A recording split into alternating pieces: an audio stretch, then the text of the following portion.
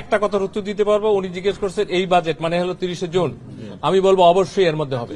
অবশেষে 30শে জুনের আগেই মহার্ঘ ভাতা সরকারি চাকরিজীবীদের জন্য বড় আপডেট 2025। আজকে ডেইলি সান বাংলার এক প্রতিবেদনে বলা হচ্ছে সরকারি চাকরিজীবীদের জন্য সুখবর। জেনে নিন কার বেতন কত বাড়ছে।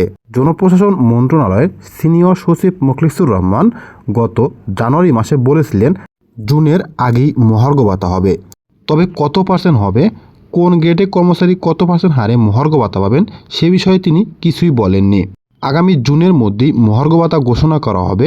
পেছনের গ্রেডের কর্মচারীরা তুলনামূলক বেশি হারে এ ভাতা পাবেন আর সামনের গ্রেডের কর্মকর্তারা পাবেন কম হারে, অর্থাৎ কর্মচারীদের মহার্ঘ ভাতা বেশি হবে আর সামনের দিকের গ্রেডে চাকরির কারণে কর্মকর্তারা কম হারে ভাতা পাবেন। অর্থ মন্ত্রণালয়ে এ সংক্রান্ত একটি প্রস্তাবের খসড়া চূড়ান্ত করেছে, যা অনুমোদনের জন্য এখন প্রধান উপদেষ্টার কাছে রয়েছে। মন্ত্রণালয়ের প্রস্তাব অনুযায়ী 1 থেকে 3য় গ্রেডের কর্মকর্তা মহার্ঘ ভাতা পাবেন 5% হারে, 4 থেকে 10 গ্রেডের চাকরিজীবীরা মূল বেতনের উপরে 15% হারে মহার্ঘ ভাতা প্রাপ্য হবেন, 11 থেকে 20 গ্রেডের কর্মচারীরা মূল বেতনের 25% হারে মহার্ঘ ভাতা পাবেন।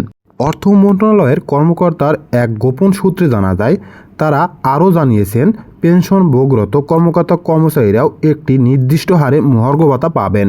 সরকার প্রধানের কাছে বেতন বা ভাতা বাড়ানোর প্রস্তাব দিতে হলে সংশ্লিষ্ট মন্ত্রণালয়কে বাড়তি অর্থের যোগান কিভাবে হবে তা উল্লেখ করতে হবে। অর্থ মন্ত্রণালয় মহার্ঘ ভাতা বাড়ানোর পক্ষে কী যুক্তি দিয়েছে জানতে চাইলে অর্থ মন্ত্রণালয়ের কর্মকর্তারা বলেন, রাজস্ব খাতে ব্যয় কমিয়ে রাখা খুবই কঠিন, কাজেই সবকিছু উন্নয়ন বাজেটের উপরে গিয়ে পড়বে। সেই অর্থ দিয়ে বর্ধিত বেতন ভাতা দেওয়া হবে। সবকিছু ঠিক থাকলে জুন মাসের আগেই মহার্ঘ ভাতা দেওয়ার প্রস্তাব রয়েছে অর্থ মন্ত্রণালয়ের। জনপ্রশাসন সচিব আরও বলেন, মহার্ঘ ভাতা নিয়ে চূড়ান্ত সভা হয়েছে।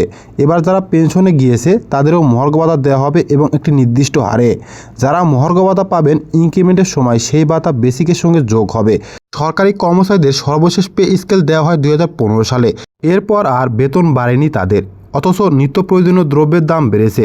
চাকরিজীবীদের দৈনন্দিন খরচ বেড়ে যাওয়ায় মূল বেতনের সঙ্গে নির্দিষ্ট হারে মহার্ঘ ভাতা দেওয়ার সিদ্ধান্ত নিয়েছে অন্তর্বর্তী সরকার। আপনি যদি একজন সরকারি চাকরিজীবী হয়ে থাকেন, আপনার যদি ভিডিওটি ভালো লাগে থাকে তাহলে অবশ্যই বন্ধু বান্ধব এবং কলিগের সাথে ভিডিওটি শেয়ার করবেন। বর্তমানে নিত্য প্রয়োজনীয় দ্রব্যের দাম বেড়ে যাওয়ায় আপনার কত পার্সেন্ট মহার্ঘ ভাতা হলে আপনার সংসার স্বাভাবিকভাবে চলতে পারবে জানিয়ে দিন আমাদের কমেন্টসে। ভিডিওর ভিউজ বাড়লে আওয়াজ বড় হবে, আর আওয়াজ বড় হলে সরকার মহার্ঘ ভাতা না দিয়ে থাকতে পারবে না। তাই বেশি বেশি শেয়ার করুন। সবাই ভালো থাকবেন। আবারও হাজির হব নতুন কোনো ভিডিও নিয়ে। আসসালামু আলাইকুম।